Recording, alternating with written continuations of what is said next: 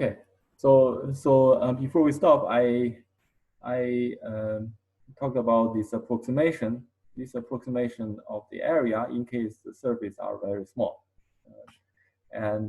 well, here is not the entire surface is very small. So here it is because we break the entire surface into small surfaces which are dual to the edges, and the reason is that those dual surfaces are all very small.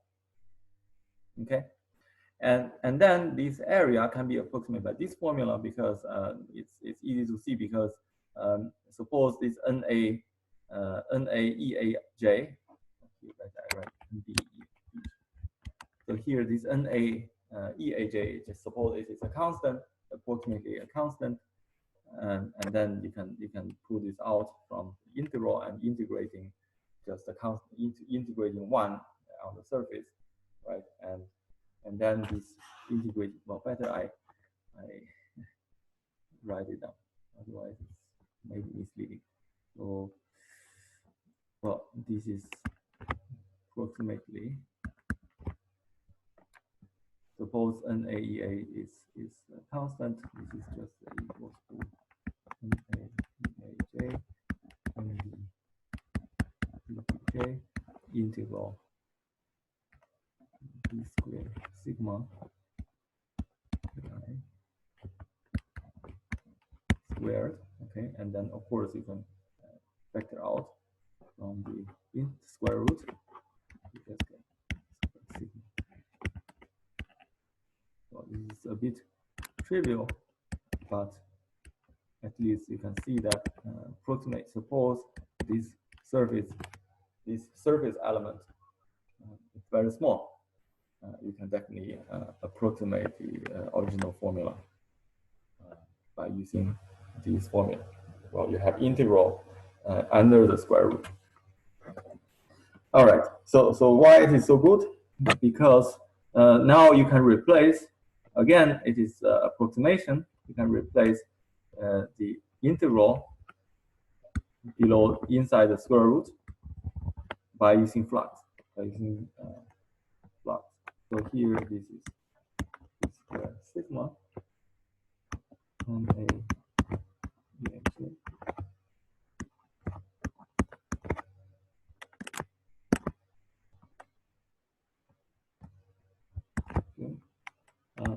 well, it is just D3 sigma E3, okay, because NA is D sigma 3, okay, and it is equals to 1/2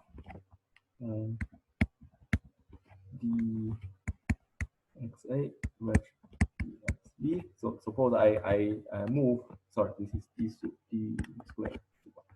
Suppose I move from sigma coordinate, this special coordinate, adapt to the surface, to an arbitrary coordinate. You will find, well, I think you had experience on computing flux. You should be familiar with this. Let's see. Just equals to that. Or you can make the formula more exotic. 1/4 trace how you introduce the trace and Lie algebra matrices.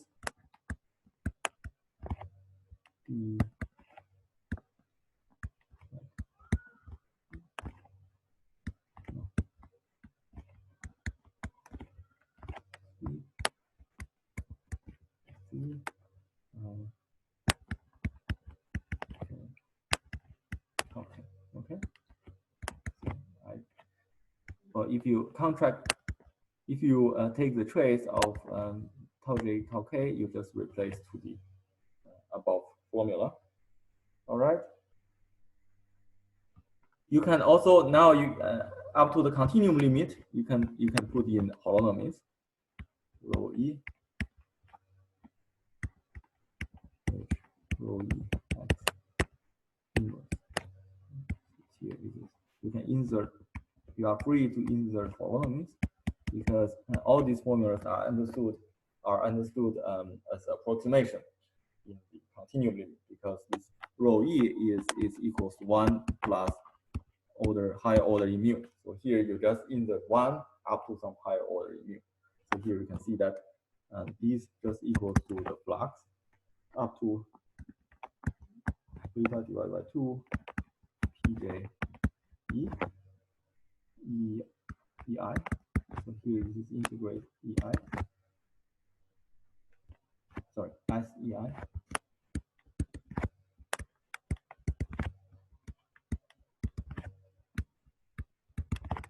So this is just the flux on the at EI.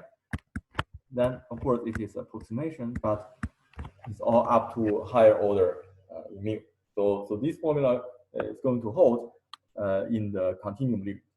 Okay. So now here I show you that the factor inside the square root, you just get 2 factors, and each factor is the integral, and each of these integral is just approximately the flux variable. Okay, so now we very much simplify the expression for the area. So we get the following lattice discretization of area of the surface area. That is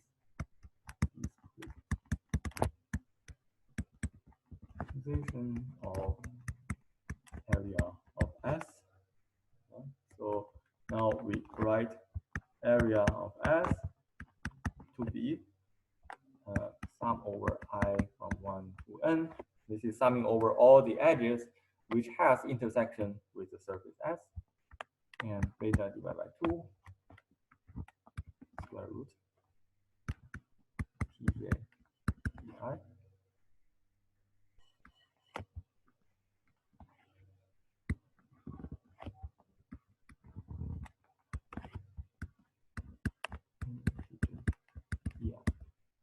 So here you can see that the formula is pretty simple. Under the square, inside the square root, this is very simple. This is just a square of pj. Okay. So now, well, as I said, from the quantum holonomic flux algebra, you can see that this flux operator, it is just analog of angular momentum operator. Okay, so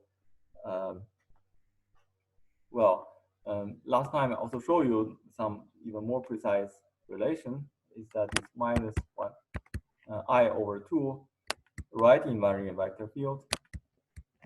It is just the angular momentum operator. Okay. Now you can use this formula. You can use, well, I mean, this is not yet very precise, because I just say because the algebra between R is the same as angular momentum operator. So you may wonder why they are exactly the same. They just happen to have the same algebra.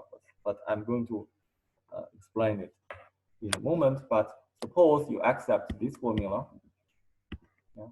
you identify the right invariant vector field to be angular momentum operator and see what is going on. Okay, so now we first relate this P to right invariant vector field. What you get is the following. So you just factor out, you just get factors of P square I from 1 to n square root minus hat j. Okay. So here you can see that if you just get square of the right invariant vector field. Now you use this relation hat equals to j hat. Now what you get is half beta LT square 1 to n square root. You just get j square operator.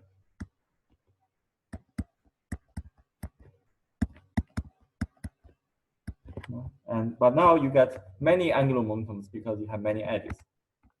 You have many different angular momentums, yeah, because you have different edges. Okay. But anyway, you get just the J square. It's just something you should familiar in quantum mechanics. You just get J square operator. J square operator, and you know the eigenvalue of the operator because J square is just J times J plus 1. You know the eigenvalue. All right. So now, and from this formula, you can immediately read the eigenvalue of the area operator. So you can imagine that the eigenvalue. Well, actually, so I'm telling the result is that the eigenvector of the area operator is just the spin network state, because the spin network state has the fixed J.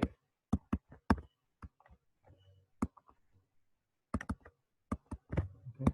Because spin network function has fixed J, because so that's why you have fixed J. You can extract the eigenvalue of J square operator to be J times J plus 1. Okay.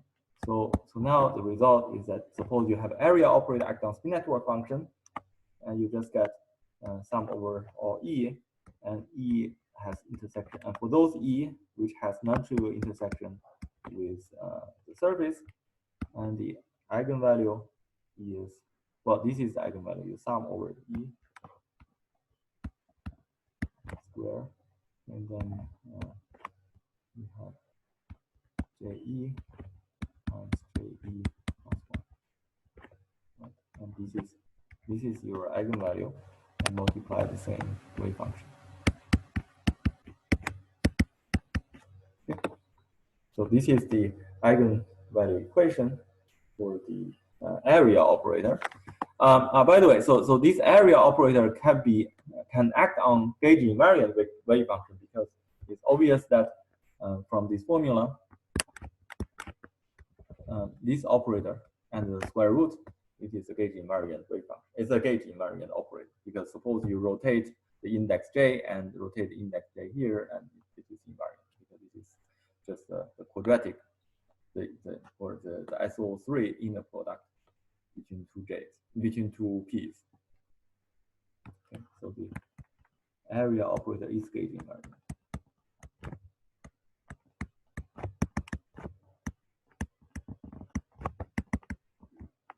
Is SU2 gauging.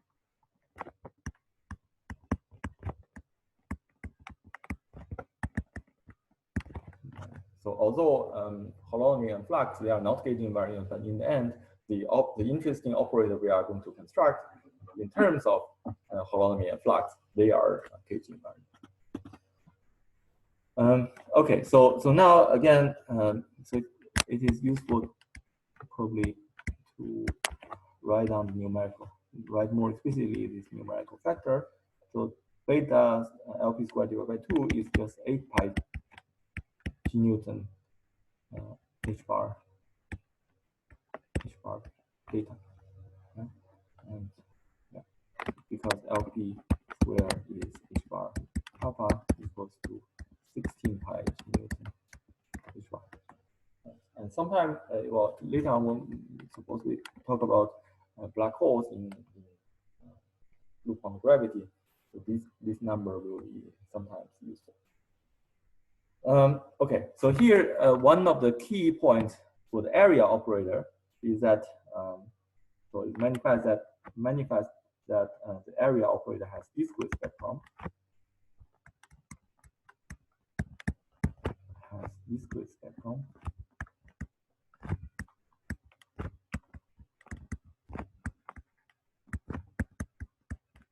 Namely, it has just its eigenvalues are all discrete. So because J is discrete here, namely JE equals to 0, 1/2, 1, and so on. Yeah. It's all half integers. It's not continuous. Yeah. It means that our geometry is fundamentally discrete. Quantum, it means that quantum Riemannian geometry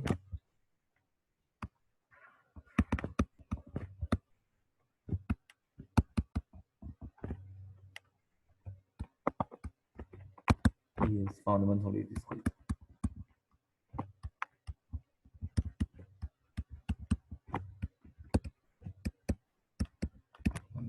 Discrete. Okay, but now, but why we don't really see this discreteness? Because the gap of the eigenvalue, the gap of the area is of order LP.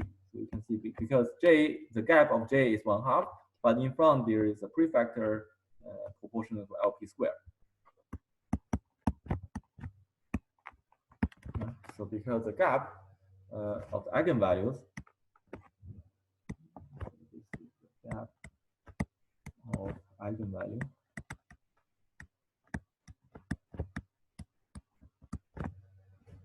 gap of eigenvalue is proportional to LP squared, and it is very small. It is very tiny. It's far beyond the current observation. So that's why you don't really see this discreteness in any current experiments. So this is complete. The discreteness of the geometry is completely quantum gravity effect. So it is not visible in classical world. But this is one of the probably one of the most important prediction of loop quantum gravity is that fundamentally geometry is discrete. So this is prediction, one of the important prediction. All right. So now here I just tell you the result that the area act on the spin network function is really diagonalized. The spin network function is really diagonalized. The area operator.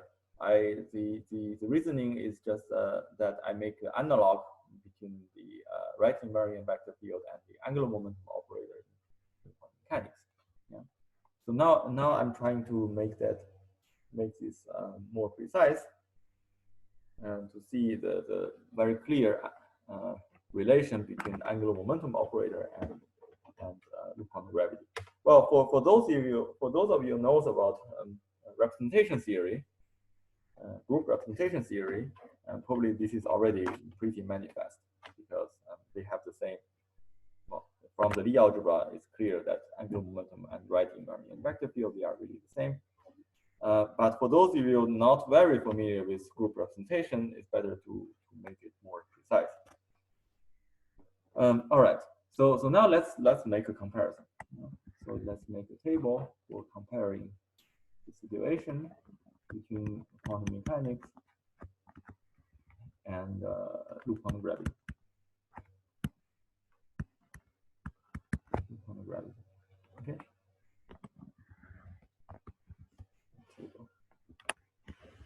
So I'm going to compare with operators and eigenstates.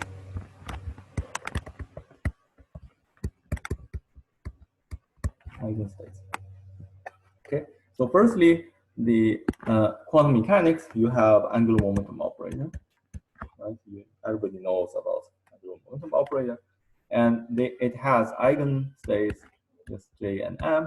So here J is the angular momentum quantum number, spin quantum number, and M is the magnetic quantum number. Yeah, everybody should be familiar with that. Well, but now in loop quantum gravity, we have the analog.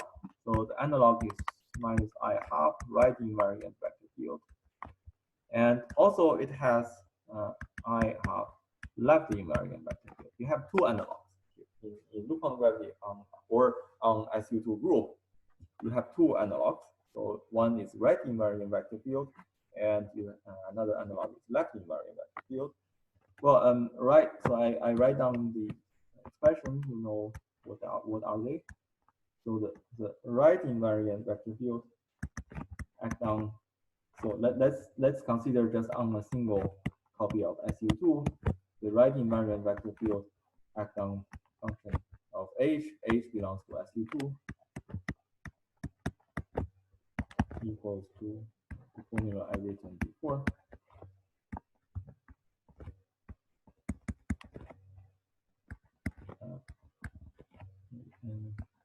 So it is the generator of left translation in terms of I, in terms of tau I. and the left is just opposite. The left invariant vector field is just opposite.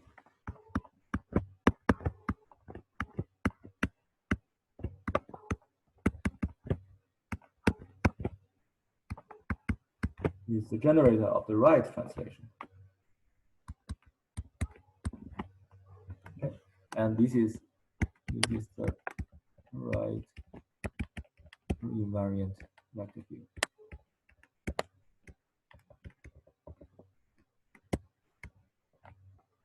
And this is left invariant vector field.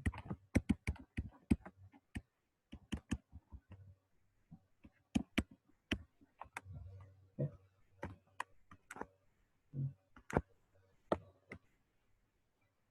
All right. So as I mentioned before, it is a vector field, so it acts on a function, it gives another function. So you can view this as the operator on the Hilbert space. The vector field can be viewed as operator on the Hilbert space. Well, now you have two operators, and your eigenstate is given by pi j and n. So rho m is dependent on the edge e. Here is also dependent on edge e. H. Okay. So your spin network function has three labels j, m, and n. Well, here you can see that these j, m, so you get two magnetic quantum numbers. So both m and n, they are magnetic quantum numbers. But here you also get two pairs of, you get two copies of hints. So operators in quantum mechanics have j and j3, right? And that's why you have a single. You have one j3, you have one magnetic quantum number. But in LQG, you have two different types of j's, and right invariant vector field and left invariant vector field. You have R3 and left L3, and they are different. They are different, and that's why you get both m and n, right? Because the right invariant vector field acts on the index m, and left invariant vector field act on index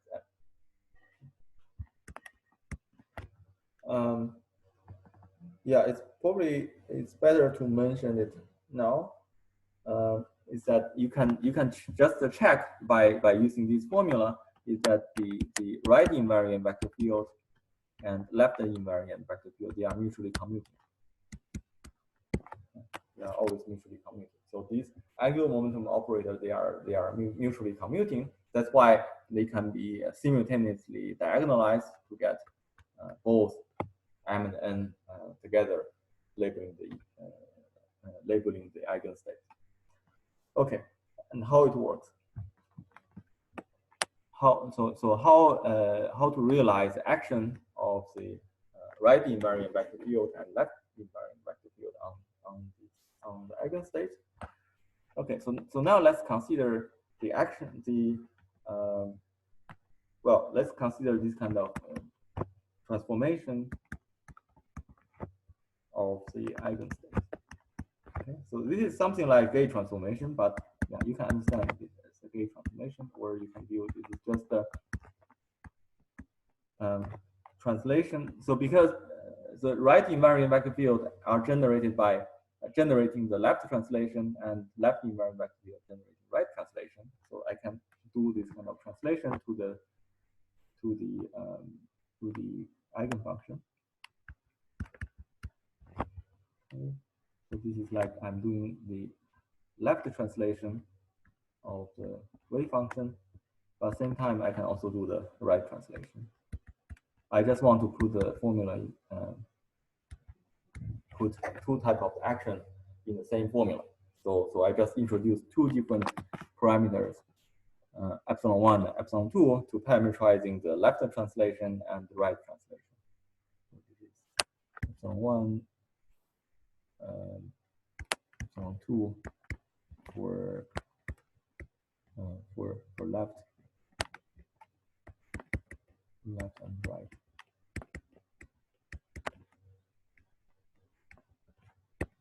Translation.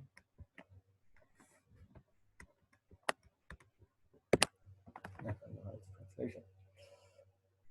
Okay, and we know that these this pi is just a representation matrix. I mentioned before, this pi is just a Wigner D matrix. So these can be written as pi j and A. So let's use A to be the dummy index. And then pi AB, J, H, pi J, E, N, E, epsilon 3, epsilon 2, tau, L. Okay. Okay. So now you can see that it is really like this left translation become a matrix acting on the index A, right? And the right translation become a matrix acting on the index B. All right. And so more explicitly, you can see that in terms of quantum mechanics, in terms of quantum mechanics, J and M, the Jm basis, e to the epsilon 1, okay, E is just the matrix element of this group element. This group element is just some kind of rotation.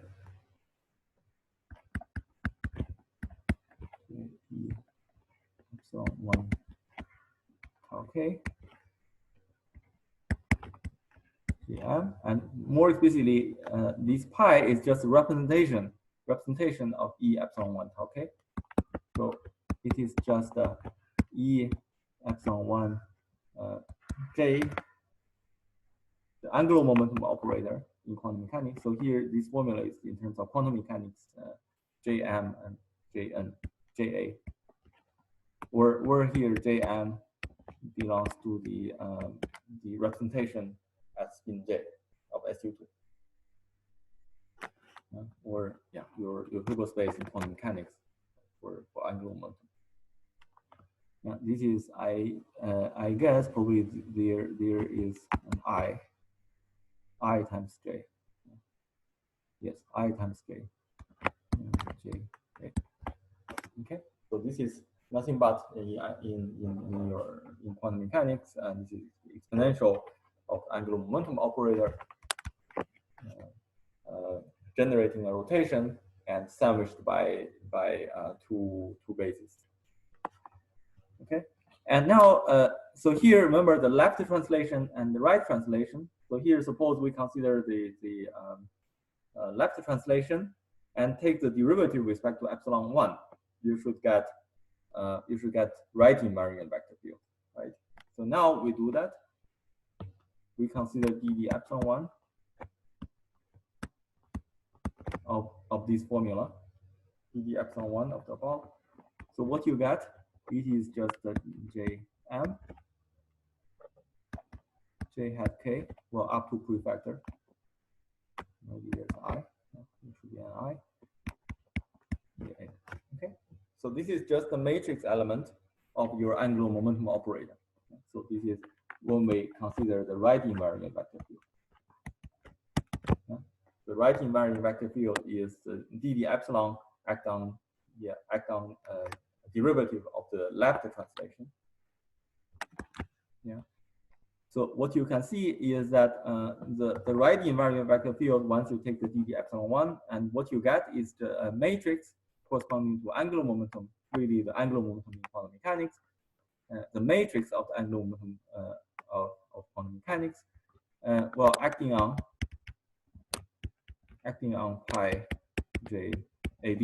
Well, here AA is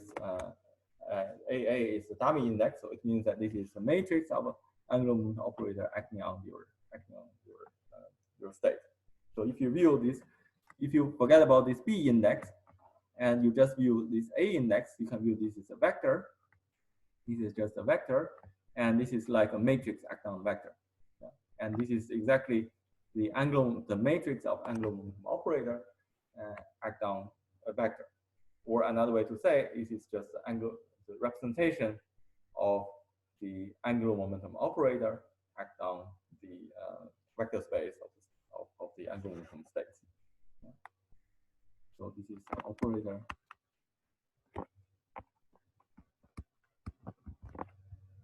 operator acting on the index. For the, let me say this J operator acting on the index. Okay. So here you can see that the right invariant vector field is some kind of, is just the angular momentum operator acting on the index A. Well, if you translate to the quantum gravity. And similarly, if you make the, consider the left invariant vector field, and you just need to make derivative of the epsilon 2. So you will get, well, you just do this exactly the same calculation, but for this JBN, you will just get some transpose of the, so JB, JL, JN, but this is acting on the B index.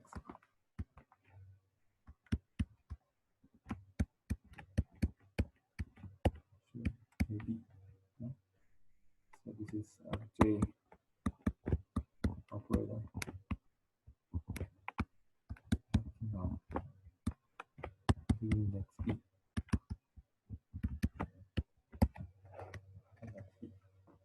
But here it involves a transpose because B is well, B is the index after A. Okay, so I can write this, talk about this relation in a more at the level of the Hilbert space. Okay, so you can consider JAB. So I think from up to this point it should be clear the relation between right invariant vector field and left invariant vector field with the angular momentum operator. So this is not just analog; it is really equal. So the right invariant vector field equals to the angular momentum operator acting on the index A, and the left invariant vector field equals to the angular momentum operator acting on the index B. Okay. So therefore these relation we use, probably I always need to use black, but somehow at some point I switch the color. Well, anyway, so it means that this equation, this is not just analog, it is really a equation. This is really equal. Yeah, so therefore all the argument is just all the argument here is not just analog, it is just equivalent. Okay, so now we can take a little bit different point of view, but of course we will get the same result.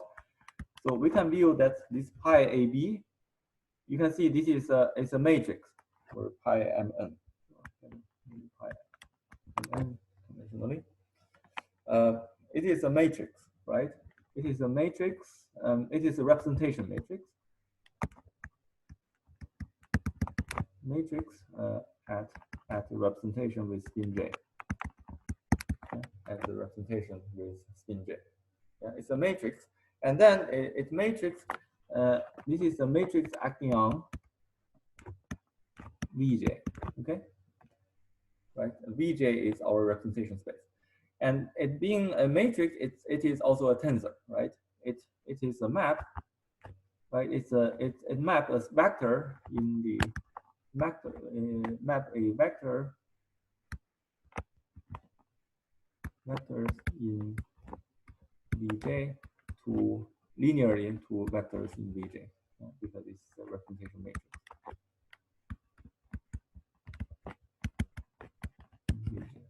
Okay. All right. So then it means that pi j mn is a tensor. It is a tensor, and more precisely, it belongs to j mn. It belongs to a tensor product space Vj tensor Vj star. So Vj it is, well, I mean, in the convention of abstract index of GR, we probably should write pi j n this way. So upper index is for vector index, n is lower index, and right, and then the formula when they act on the vector Vn, it should be like this way. You contract n index, you get some another vector Wm, right? This is the way we use for the abstract index. Okay, but here you can see that you have one upper index, one lower index. It means that this quantity belongs to a tensor product between vector space and a dual vector space. Okay? And so here this m index corresponding to vector space and n index corresponds to the dual vector space. So this is for index m, and this dual vector is for index n. Okay, so the above calculation actually shows that the right invariant vector field only acts on the A index, the first index, and the left invariant vector field only acts on the second index. It means that oh, I changed the color. So actually, the left invariant, the right invariant vector field only acts on Vj. This is right invariant vector field corresponding to the angular momentum operator acting on Vj.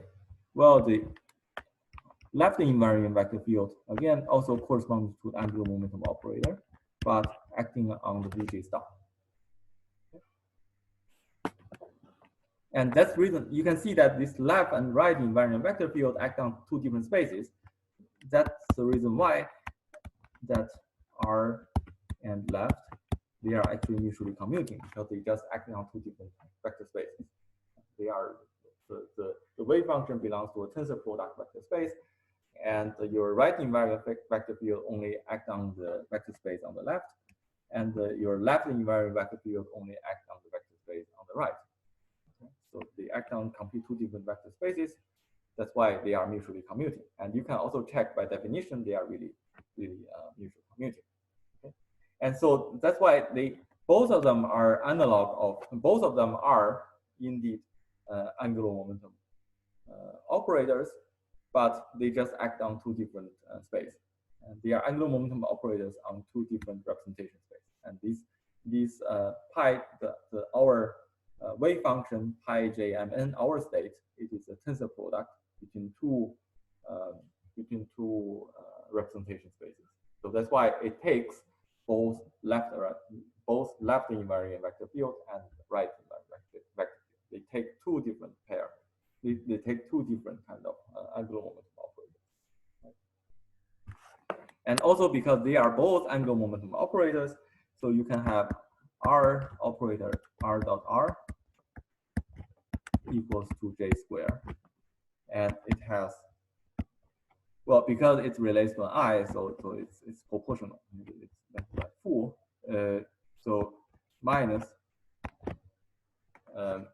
R dot R proportional to J square, and minus L dot L proportional to J square.